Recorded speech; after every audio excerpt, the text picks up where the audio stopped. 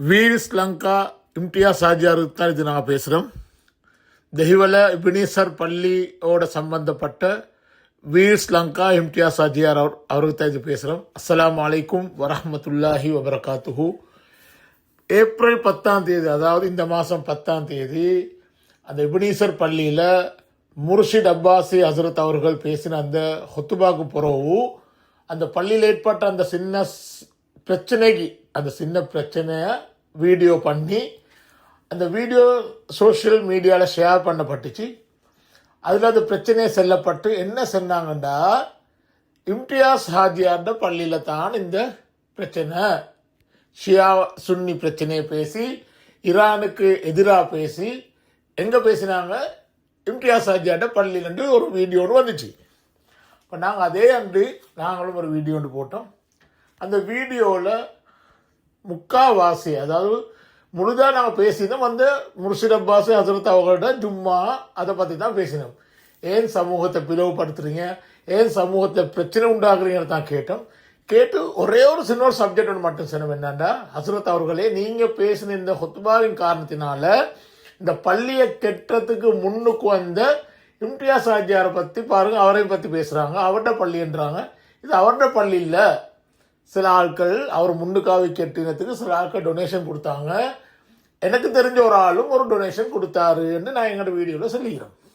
ஆனால் அது சொன்னது வந்து இம்தியாஸ் ஆஜியாரை கேவலப்படுத்தவோ, அவரை மானபங்கப்படுத்தவோ, அவரை இழிவு பண்ணவோ இல்லை. முதலாவது அதை நாங்கள் சொல்லிக்கொள்கிறோம். ஏனென்றால் நான் சொன்னது காரணம், அந்த இம்தியாஸ் ஆஜியார்ட பள்ளி என்று ஒரு தனிப்பட்ட நபர்கிட்ட பேரை சொல்லி ஒரு பள்ளிக்கு செல்லக்கூடாது. அந்த ஒரு காரணத்துக்கு மட்டும்தான் நான் சொன்னேன். அது புறவங்களுக்கு கேள்விப்பட்டுச்சு, இந்த சமூகத்தில் குழப்பத்தை உண்டு பண்ணுற சில புல்லூரிகள், சமூக புல்லூரிகள் இதை பிரயோசனமாக வச்சு, அந்த நடந்த இன்சிடெண்ட்டை பிரயோசனமாக வச்சு உங்களையோட இருக்கிற தனிப்பட்ட கோபத்தின் காரணத்தினாலேயோ அல்லது வேறு பிரச்சனையின் காரணத்தினாலேயோ அல்லது கொள்கை அடிப்படையில் இருக்கிற காரணத்தினாலேயோ இதை வேறு திசைக்கு எடுத்துட்டு போகிறாங்கன்ட்டு எங்களுக்கு அப்புறம் விளங்க வந்துச்சு.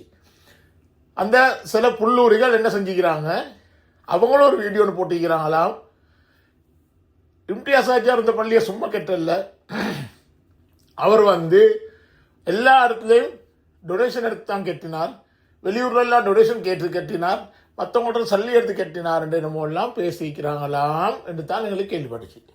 அப்போ என்னோட இருக்கிற சில நண்பர்கள் பேசினாங்க, எனக்கு பேசி சொன்னாங்க. அதில் ஒரு சமூக தலைவர் இருக்கிறார், எனக்கு பேசினார். நான் என் வீடியோவில் யாரை டொனேஷன் கொடுத்தாருன்னு சொன்னனோ அந்த தனவந்தரும் எனக்கு பேசினார். பேசி இவங்க எல்லாரும் சொன்னாங்க, இதில் நீங்கள் பேசினதும் அந்த புல்லூரிகள் செல்றதுக்கும் கொஞ்சம் கிட்ட சமமாக இருக்குது.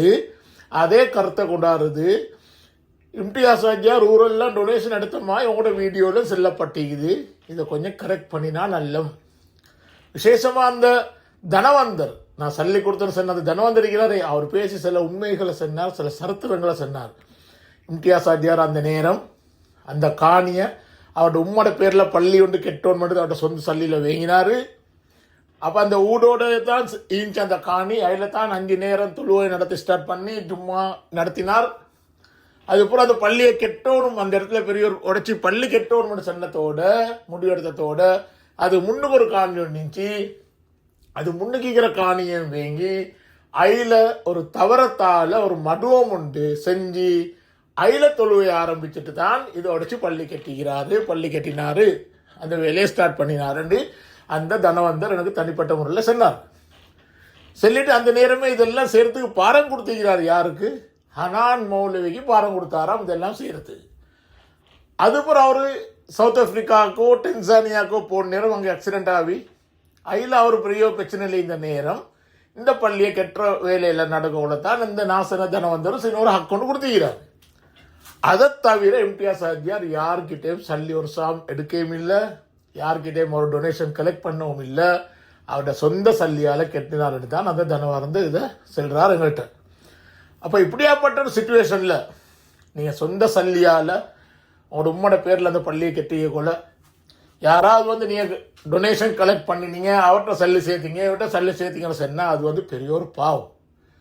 அதை ஏண்ட வீடியோலையும் அதே மாதிரி அந்த அர்த்தம் தருவதா இருந்தா நான் பேசின வீடியோலையும் நாங்கள் பேசின வீடியோலையும் அதே அர்த்தத்தை தருவதா இருந்தா நாங்கள் முதலாவது உங்கள்கிட்ட அல்லாஹ்க்காக வேண்டி மன்னிச்சுக்கோங்கன்னு நாங்கள் மன்னிப்பு கேட்குறோம். ஏனெண்டா எனக்கு உங்களே நீங்கள் தாரண்டு எனக்கு தெரியா, நான் தாரண்டு உங்களுக்கு தெரியா. ஆனாலும் சமூகத்துக்கு என்னமோ நலவு செய்ய வாரன்னு சொல்லி நாங்கள் வந்து உங்களுக்கு ஒரு அநியாயத்தை செஞ்சுட்டு உங்களுக்கு உங்களுக்கு ஒரு உங்கள் மீது ஒரு பெரிய ஒரு தேவையில்லாத ஒரு படுதூரம் சொல்லிட்டு நாங்கள் நாளை எங்களோட நரகத்துக்கு போயிடலாம். நீங்கள் மன்னிக்கும் வரக்காடு அல்ல எங்களே மன்னிக்க மாட்டான். அந்த அடிப்படையில் தயவு செய்து நீங்கள் எங்களை மன்னிச்சுக்கோங்க. எங்களோட வீடியோலையும் அந்த மாதிரி அந்த இப்போ குழப்பவாதிகள் செய்கிற மாதிரி ஒரு அர்த்தம் எங்களோட வீடியோவில் வருதா இருந்தால் எங்களை மன்னிச்சுக்கோங்கன்னு முதலாவது சொல்கிறோம். ஏனெண்டா லேசி ஆட்களுக்கு மடையடிக்கிற லேசி, படுதூர் செல்கிற லேசி. ஆனால் அதுக்கு பிறகு வார விளைவுகள் அதில் அது விளங்காது. இன்றைக்கு உங்களே மாதிரி சில தனவந்தர்கள் முன்னுக்கு வர மாட்டாங்க. இதே மாதிரி பிரச்சனைகள் ஆட்கள் எங்களோட சமூகத்தில் வந்து இப்படி பேசக்கொள்ள, இப்படி சமூகத்தில் வந்து இப்படியெல்லாம் பேசக்கொள்ள உங்களே மாதிரி நல்ல தனவந்தர்கள் முன்னுக்கு வர மாட்டாங்க. அதுதான் பெரிய ஒரு பிரச்சனை. இன்றைக்கு வீடியோ ஒன்று செஞ்சு சோஷியல் மீடியாவில் போட்டுறே பெரிய வேலை இல்லை. இன்றைக்கு நான் பார்க்குறோம், இப்போ ஒரு 4-5 மாதத்துக்கு முந்தைய அந்த வெள்ளிமட்டையில் அந்த மதரசா பிரச்சனை வச்சு எவ்வளோ பிரச்சனை, அந்த மதரசா செய்கிற அந்த தனவந்தருக்கு எவ்வளோ பிரச்சனை, அவட நான மௌலிக்கு எவ்வளோ பிரச்சனை. இப்போ அந்த மதரசா பற்றி திரும்பி பார்க்க யாரும் இல்லை. அந்த மௌத்தாப்பட பிள்ளையோட உண்மைக்கு வாப்புக்கு என்ன நடந்துச்சு, நியாயம் கிடைச்சா இல்லையான்றது திரும்பி பார்க்க ஒத்துருமே இல்லை. அந்த நேரம் ஓஹோன்னு பேசினாங்க. இப்போ இதே மாதிரி தான் உங்களோட பள்ளியை பற்றி பேச ஸ்டார்ட் பண்ணிக்கிறாங்க. ஆகவே நாங்களும் அந்த கேட்டகரியில் விழுந்தோம்னு சொன்னால், அப்படி நினைக்கிறீங்கன்னு சொன்னால் எங்களை மன்னிச்சுக்கோன்னு சொல்லிட்டு சமூகம் இன்றைக்கு அப்படித்தான். இன்றைக்கு பாருங்கள், எங்கள் எவ்வளோ விஷயமேக்கி எங்களுக்கு பேசுறதுக்கு. இன்றைக்கு இப்போ நேற்று முதலாத்தே ஒரு ஹாமதுரு ஜினானந்தன் ஒரு ஹாமதுரு பச்சையா இனவாதத்தை கக்குறார் முஸ்லீம்களுக்கு எதிராக. பொய்யெல்லாம் பேசி அந்த அளவுக்கு பச்சை பொய்யை பேசி இனவாதத்தை மறுபடியும் ஸ்டார்ட் பண்ணிக்கிறார். அதே மாதிரி இன்னத்தினோ சகோதரர்கள் அந்த செமினாரில் ஒரு லோ ஸ்டூடெண்ட் சொல்லி ஒரு கேர்ள் ஒன்று பேசுகிறா, சம்பந்தம் இல்லாத முஸ்லீம் பெண்களை பற்றி பேசுகிறா.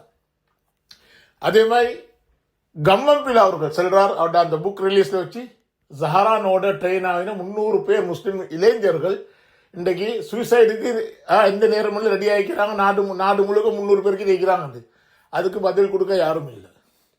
அப்போ இப்படி எல்லாத்தையும் வச்சுட்டு இன்றைக்கு எங்களோட சமூகம் என்ன செய்யுதுண்டா, உங்களை மாதிரி சமூகத்துக்கு ஏதோ செய்கிறார்கள் தனவந்தர்கள் இல்லாட்டி வேறு ஹசரத்மாரை வச்சு இன்றைக்கு அவங்கள வச்சு இழிவுபடுத்தி கொண்டு கேவலப்படுத்தி கொண்டு நாங்கள் சமூகம் நிற்குது. அல்ல எங்களை பாதுகாக்கணும் சமூகம் என்ற அடிப்படையில். அது மாதிரி கடைசியாக நாங்கள் உங்களுக்கும் நாங்கள் துவா செய்கிறோம், உங்களோட ஹெல்த்துக்காக வேண்டி துவா செய்கிறோம். நீங்கள் பள்ளிக்கு நீங்கள் செஞ்ச நல்ல காரியங்கள் எல்லாம் ஏற்றுக்கொள்ளணும்னு துவா செய்கிறோம். நீங்கள் எந்த நோக்கத்துக்காக வேண்டி அந்த பள்ளியை கட்டினீங்களோ அந்த நோக்கத்துக்கு எல்லாம் கூலியை தரணும் உங்களுக்கான துவா செய்கிறோம். நாங்கள் பேசுனதுல ஏதாவது தவறு இந்த மறுவலும் மன்னிச்சுக்கோங்க சொல்லி விடைபெறுகிறோம். அஸ்ஸலாமு அலைக்கும் வரஹ்மத்துல்லாஹி வபரகாத்துஹு.